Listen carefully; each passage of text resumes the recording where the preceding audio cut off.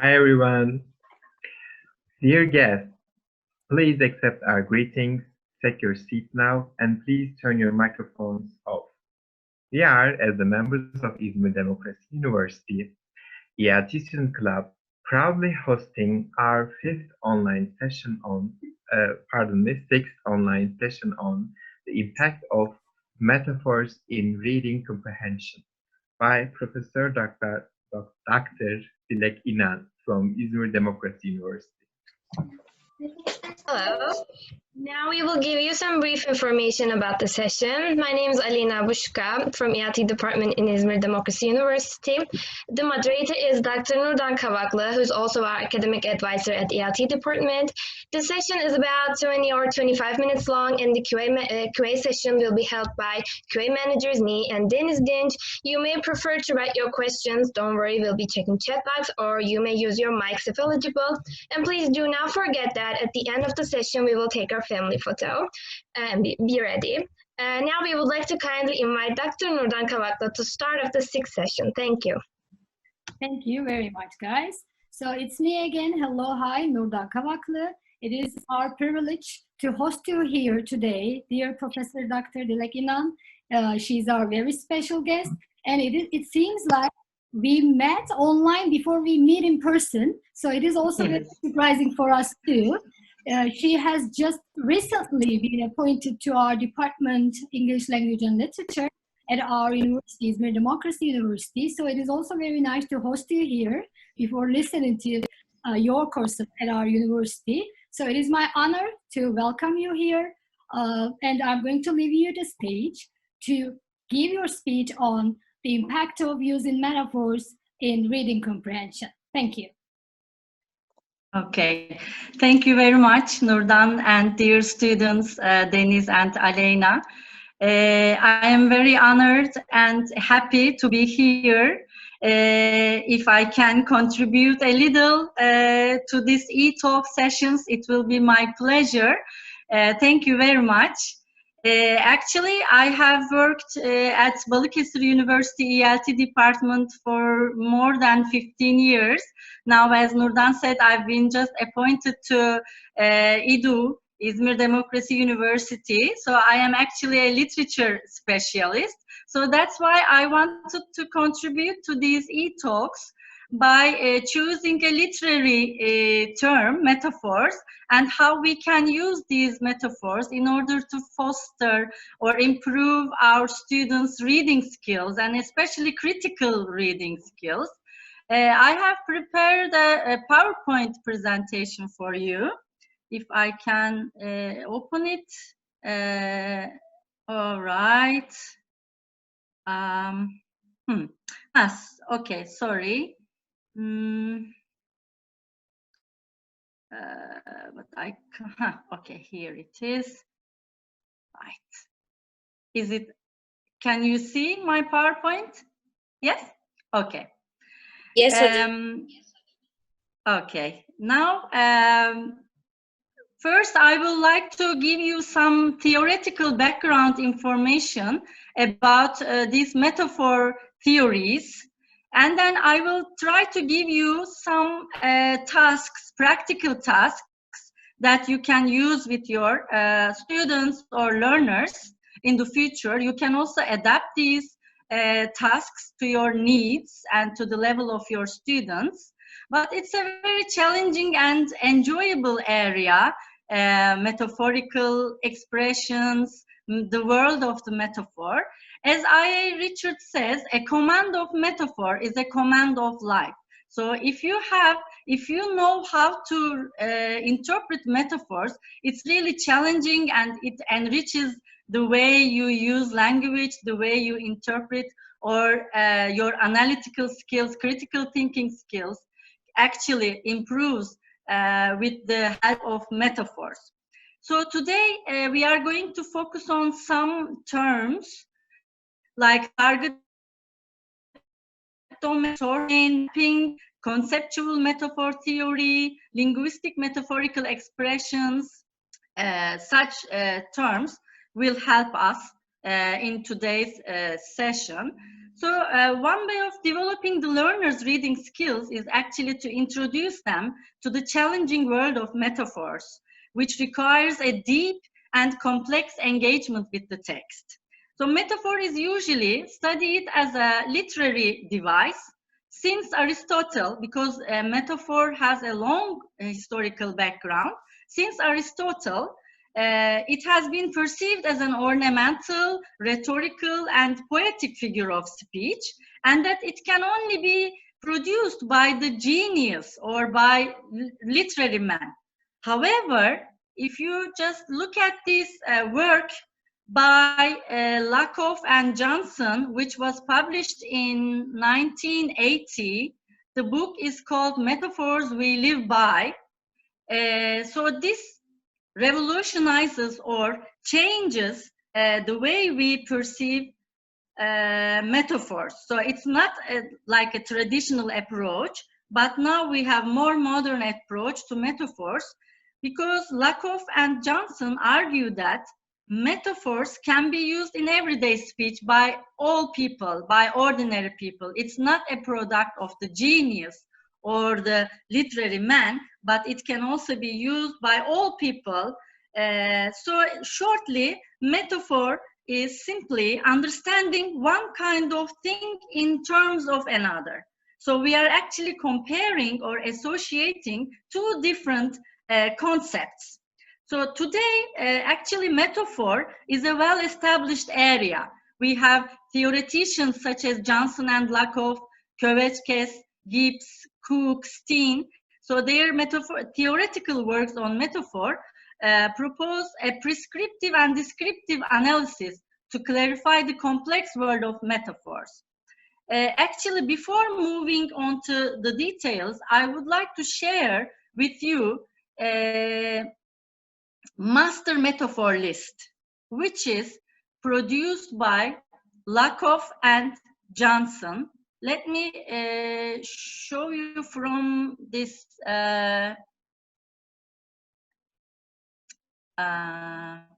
sorry, I want to share with you a web page. Can you see it? Index of Lakoff metaphors? No, we couldn't see it. No, you cannot. Maybe we can share the link with our participants so that they can... The link, yes. But actually, I think I can... this one, okay. So if just... I want you to see the general idea. I think, can you see it now? Yes, we can. Yeah, okay. Okay. For example, these are conceptual metaphors which are produced by Lakoff and Johnson. Okay, this is authentic language. They collected from students, native speakers, from articles, news. For example, if you hit anger is heat, let's say anger is heat. As you see, the initials are capitalized. Anger is heat. This is like A is B. A is B formula. Anger is heat. Okay. Now, if you want to consider the linguistic metaphors that is produced out of this anger is heat, in daily life, we can use she is a real hothead, or let her stew. She got all steamed up. He's just blowing off steam. So these are, this is the way to produce linguistic metaphors from anger is heat. So here our source domain is heat and target domain anger. If I want to go back to my PowerPoint, can you see my PowerPoint? No? Let's wait a little bit because it takes a little bit time to go back. Okay.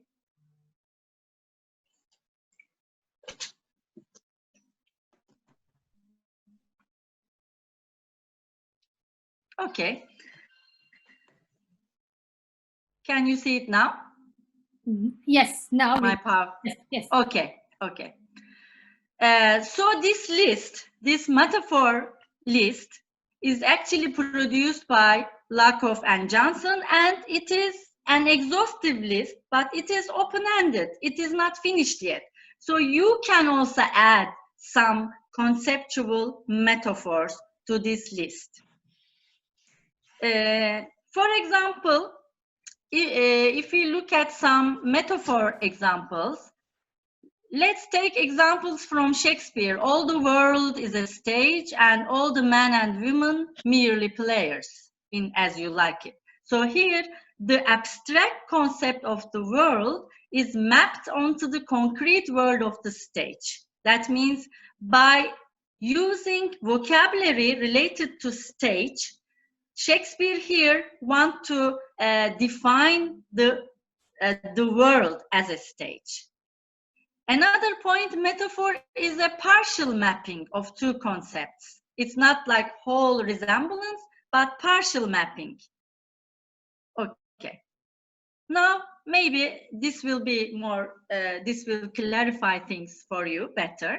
So conceptual metaphor theory is based on a two-domain model. So we have the target domain and the source domain, in which domains are linked by mappings. Like the target domain is mapped onto source domain.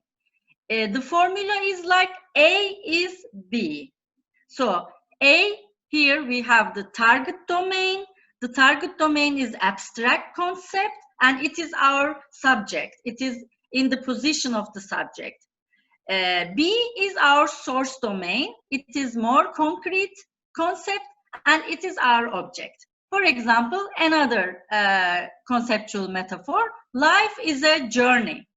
Or you can use varieties of these formulas. You can also use love is a journey or time is money. These are all conceptual metaphors.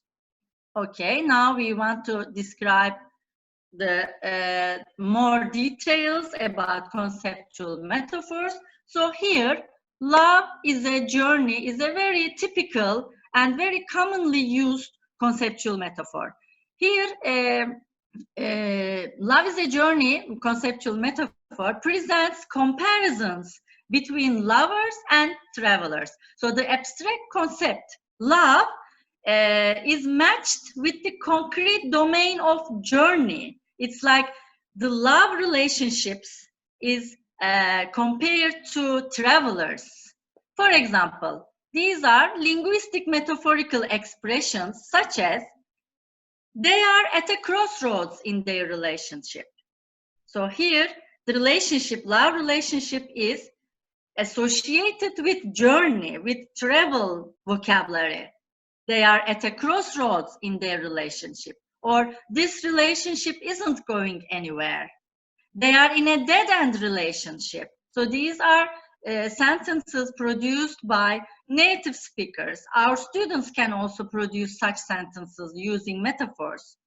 We may have to go our separate ways. So as you see, some vocabulary, some concepts taken from the journey concept area. Another one, time is money. For example, this is a conceptual metaphor taken from the Johnson and Lakoff's master metaphor list. Time is money is conceptual metaphor. But you can produce a lot of linguistic metaphorical expressions from time is money formula. For example, you are wasting my time. This gadget will save you hours. I don't have the time to give you. Or I have invested a lot of time in her. He is living on borrowed time. As you see, the area time is our target area and it is compared with the source area money. I hope it makes sense. And also personification as a literary term, as a literary device.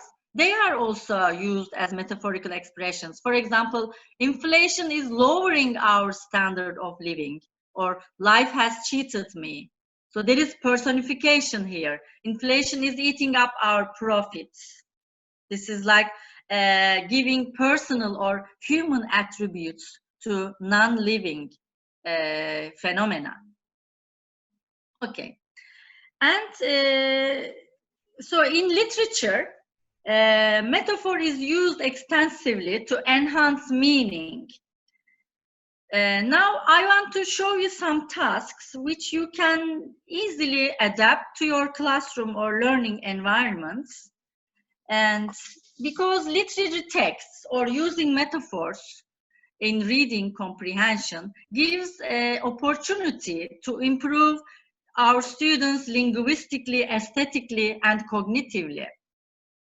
For example, here we can give some sayings from important people, like Vincent van Gogh says, "Conscience is a man's compass." So according to our task is, according to Lakoff conceptual metaphor view, there should be two domains. There should be two different domains, the target domain and the source domain. So you can ask students to find the target domain and source domain in the following texts and interpret the metaphorical expressions.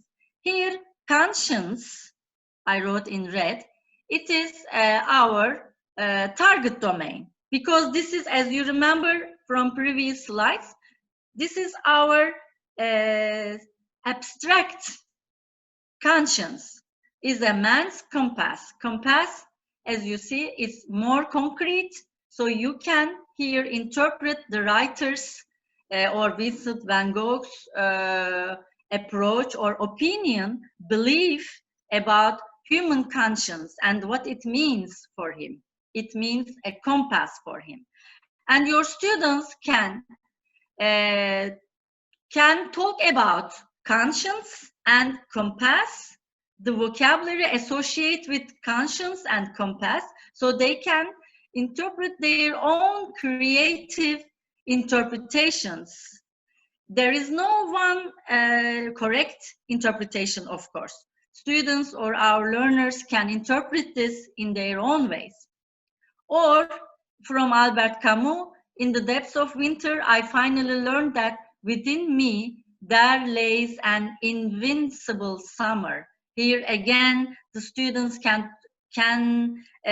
think deeply about invincible summer and winter, so how they can interpret this. Another one, life is a foreign language. So it's like A is B, conceptual metaphor. Life is a foreign language, all men mispronounce it. Again, you can ask learners or students, what do they think about this conceptual expression that life is a foreign language? So they can think deeply and critically and analytically in order to interpret these conceptual concepts, like life is an abstract concept and foreign language is a concrete concept. So it's like A is B. What vocabulary or what opinions are associated with these A and B, so they can interpret freely. Another task may be, again, find the metaphor in each line, and then they can talk about what is compared to what, because A is compared to B. So all the world is a stage, for example.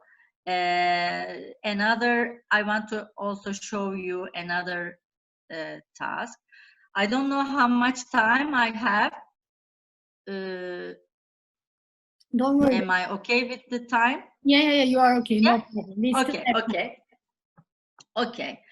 And another important poet, Sylvia Plath.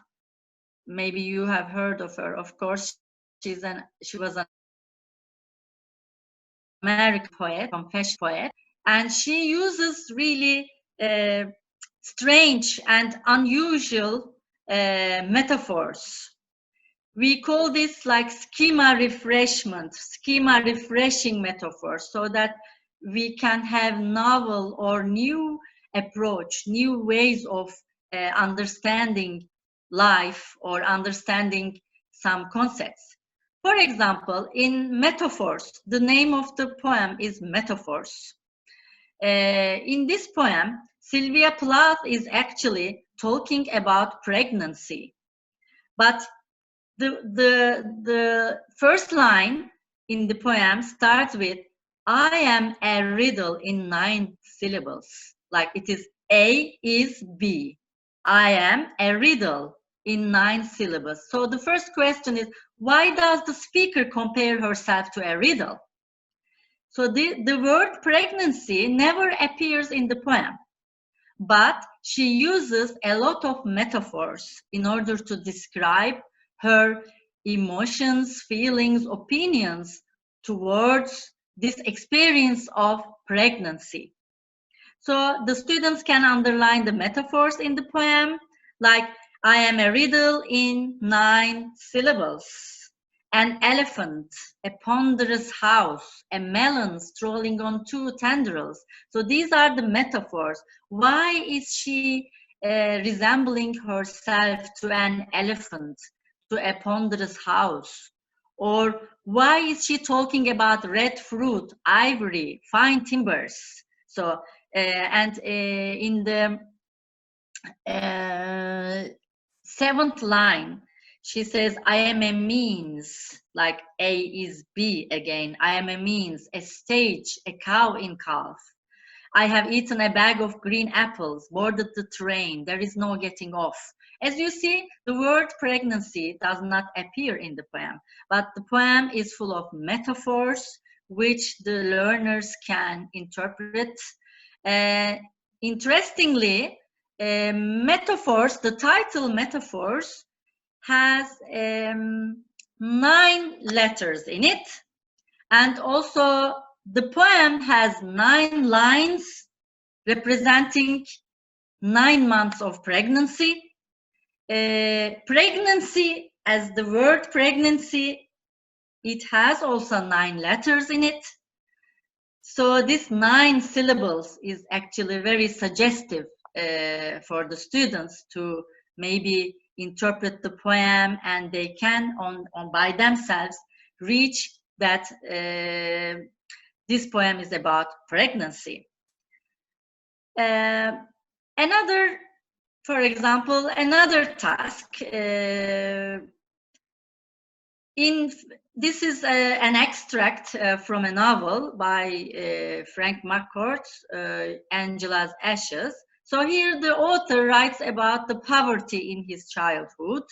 He manages to handle the hardships. Now we ask the students to find a metaphor in the following extract, and they can list some vocabulary that associates with the target and source domains, and they can analyze the extract. Because usually, especially in the ELT departments, students most of the time don't know what to do with a literary text. They don't know where to start. So if you introduce them to the world of metaphors, then they can be more confident in themselves while they interpret the text. So here, the extract, he says you have to study and learn. Actually, I cannot see the this part of the text, but stock your mind here. Stock your mind is also a metaphor, because mind and stocking, filling your mind. And here it says, but your mind is a palace.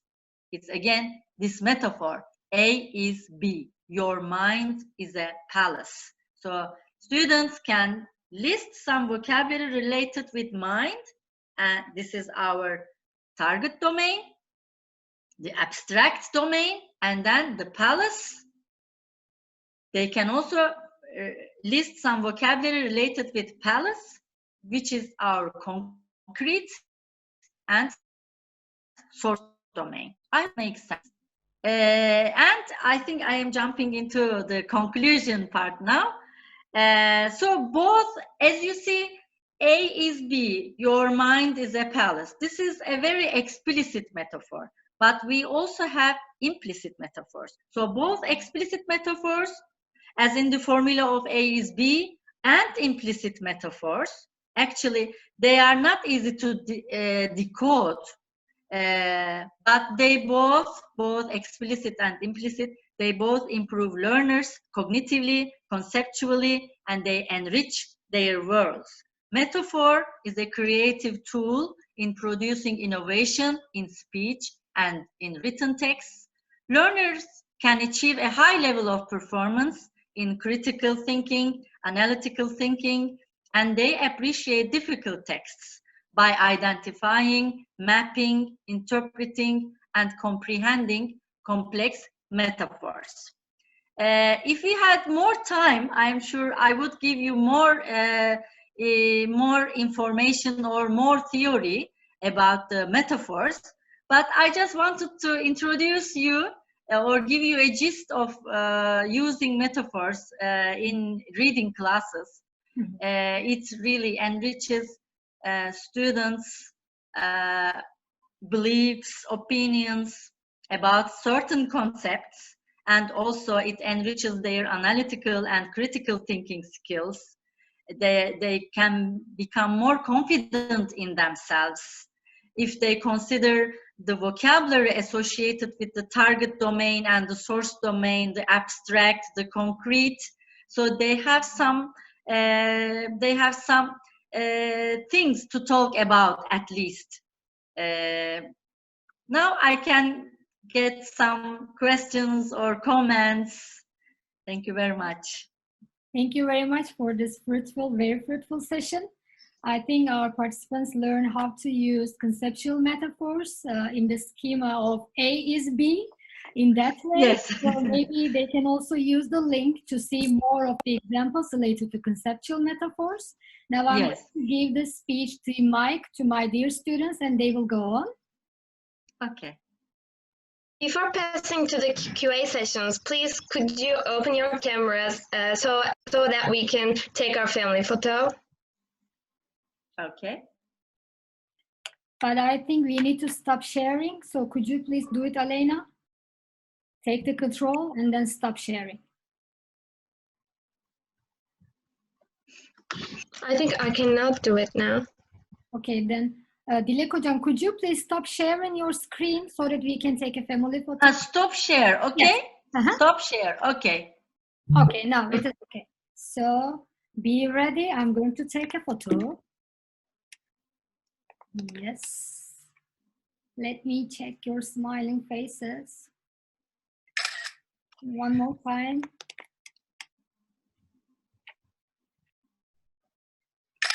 Okay, done.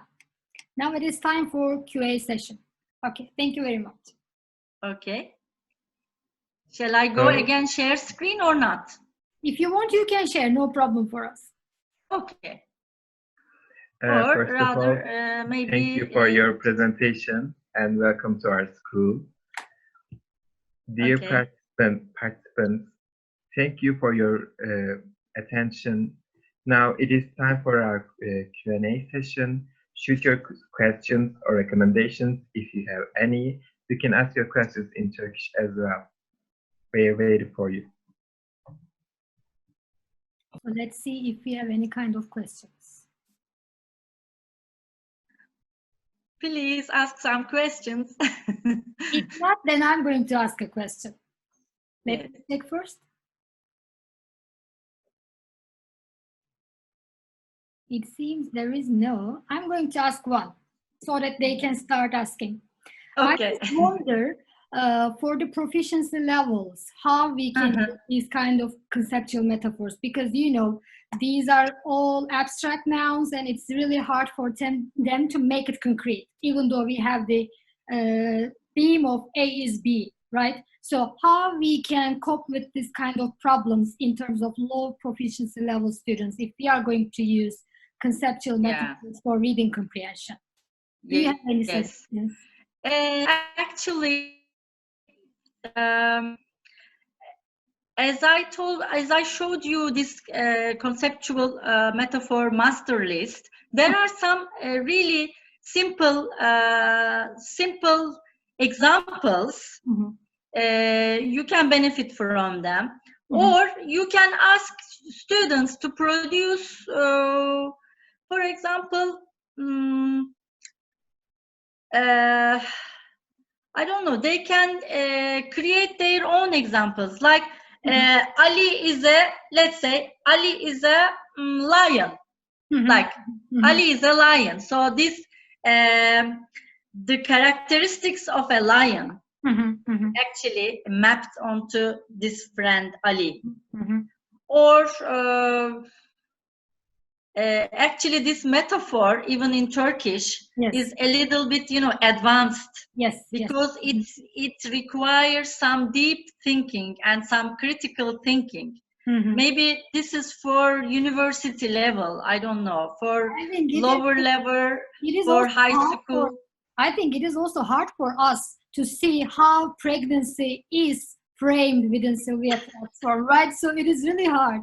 So, but at any rate, it is nice to see these kind of examples, because then we understand, oh yeah, pregnancy has 9 letters and there are 9 syllables. Okay, it seems like this. So maybe the guide of the teacher in the classroom help students to use their higher thinking skills in a better way. Definitely, yes. Thank you. But even Shakespeare uses really simple and direct metaphors, like all the world is a stage. So there is nothing complicated with this. But really, the student needs to think about the world as an abstract concept, and then try to define the world as an abstract concept with the concreteness of the stage. So it's like then it improves or enriches their opinion or their perspective of life. Thank you very much. There seems to be another question. About cultural factors, I guess. Oh yes, that's a very good point. That's a very good point. Culture, actually, since we have limited time, I couldn't talk about culture. Definitely, metaphor is all about culture, because every culture produces its own metaphors. But there are some universal metaphors, like, for example, time is money. But apart from that, yes, the culture is a concern, and you need to, if you don't know the cultural information about that text, then you may not interpret it in the right way. Culture is a big problem, actually, in using metaphors. Every culture produces its own metaphors linguistically and conceptually. Yes, and we will be having a session on culture as the 5th skill in INAN. So maybe we can learn more about the effect of culture. There are some comments from Ceyhun Yükselir and Oğuz Bey and Rümeysa Pektaş Aydemir, and they all thank you. And there seems to be some other questions, but you know, we have just less than a minute. So I'm going to shoot the microphone to my students again, so that they can complete the session. Thank you very much again one more time, Dilek Hocam. I thank you, and I hope to see you all in the future, and in person we can discuss about metaphors. Thank you very much. Thank you very much. Thank you. Thank you very much for your fruitful speech. Our special thanks go to Professor Dr. Dilek İnan. Hope to see you in the school, in the real environment. And please follow us on Instagram, EDUELT, for the updates. Bye for now. Thank you for coming. Bye-bye. Thank you. Bye.